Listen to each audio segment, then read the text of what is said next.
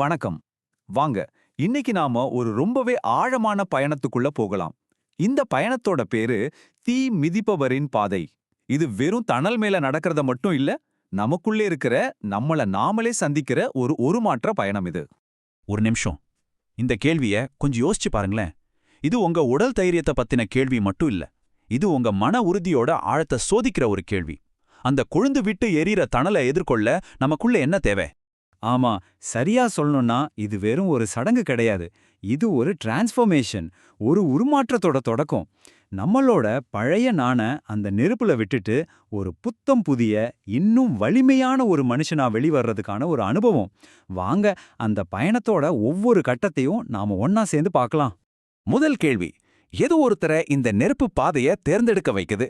இது ஏதோ ஒரு சாதாரண முடிவில்லையே. மனசோட ஆழத்திலிருந்து வர்ற அந்த அழைப்பு, அது எங்கிருந்து வருது? நாம இத தீ மிதித்தல்னு சொல்றோம். சில இடங்கள்ல இத பூக்குழி இறங்குதல்னு சொல்லுவாங்க. அதாவது வெறும் காலோட கனல் கக்கற தணல் மேல நடக்கிறது. இது நம்ம தமிழ் சமூகம் உட்பட உலகம் முழுக்க பல கலாச்சாரங்களோட ஆன்மாவோட கலந்த ஒரு விஷயம். ஒரு நேர்த்திக்கடன், ஒரு நம்பிக்கையோட ஆழமான வெளிப்பாடு.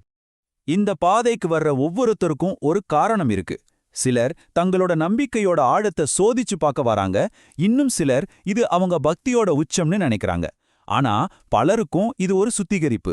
மனசுல இருக்கிற பயம், கவலை, சந்தேகம் எல்லாத்தையும் அந்த நெருப்புல போட்டு பொசுக்கிட்டு புடம் போட்ட தங்கமா வெளியே வர்றதுக்கான ஒரு வழி. நெருப்புல கால் வைக்கிற அந்த ஒரு நாளுக்கு பின்னாடி பல நாட்கள், சில சமயம் பல வாரங்கள் கொண்ட ஒரு கடுமையான தயாரிப்பு இருக்கு. அதாவது அந்த பயணம் தணல் மேல ஆரம்பிக்கிறது இல்ல, மனசுக்குள்ள ரொம்ப நாளைக்கு முன்னாடியே ஆரம்பிச்சிருது. அப்போ அந்த மன உறுதியை எப்படி உருவாக்குறாங்க? இதுல 3 முக்கியமான விஷயங்கள் இருக்கு. 1, ஆன்மீகத்தோட தங்கள முழுசா இணைச்சிக்கிறது. 2வது, மனசுக்குள்ள வர்ற ஒவ்வொரு பயத்தையும் எதிர்கொண்டு அதை தைரியமா மாத்துறது. கடைசியா, அவங்கள சுத்தி இருக்கிற சொந்தங்களோட, அவங்க சமூகத்தோட ஆதரவு. இது அவங்களுக்கு ஒரு பெரிய கவசம் மாதிரி செயல்படுது.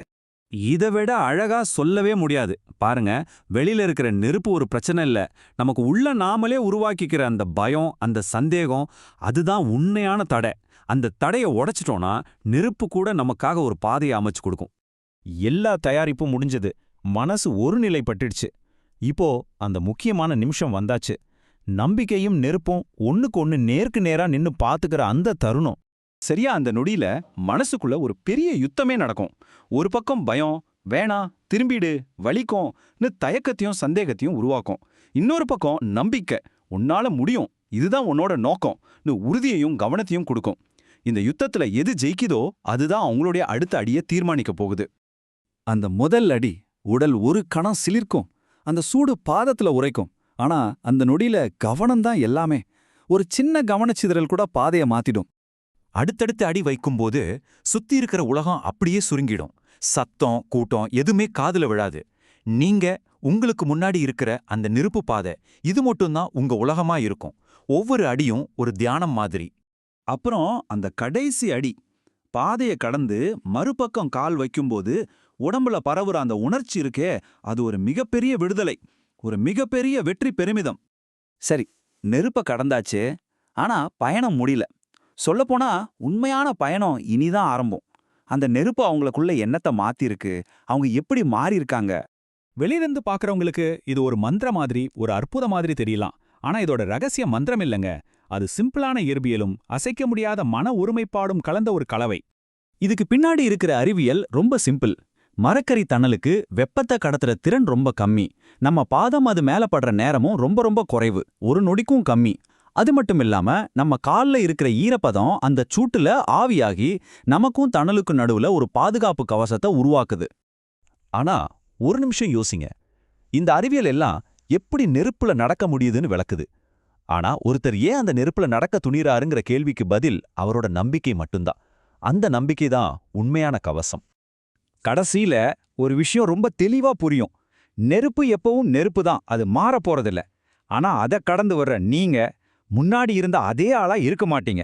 நீங்க தான் மாறியிருப்பீங்க. இப்போ இந்த கேள்வி உங்களுக்கானது. உங்க வாழ்க்கையில நீங்க தாண்ட வேண்டிய அந்த நெருப்பு பாதை எது? அது ஒரு கஷ்டமான வேலையா இருக்கலாம், ஒரு முக்கியமான உறவு சிக்கலா இருக்கலாம், இல்லைன்னா உங்க மனசுக்குள்ளேயே நீங்க போராடிட்டு இருக்கிற ஒரு பயமா கூட இருக்கலாம். எது உங்களுடைய தீ மிதித்தல்? ஒன்னு மட்டும் ஞாபகம் வச்சுக்கோங்க, ஒவ்வொரு பெரிய உருமாற்றத்துக்கான பயணமும் ஒரே ஒரு தைரியமான முதலடியில தான் தொடங்குது. அந்த முதலடியை எடுத்து வைக்க நீங்க தயாரா? யோசிச்சு பாருங்க.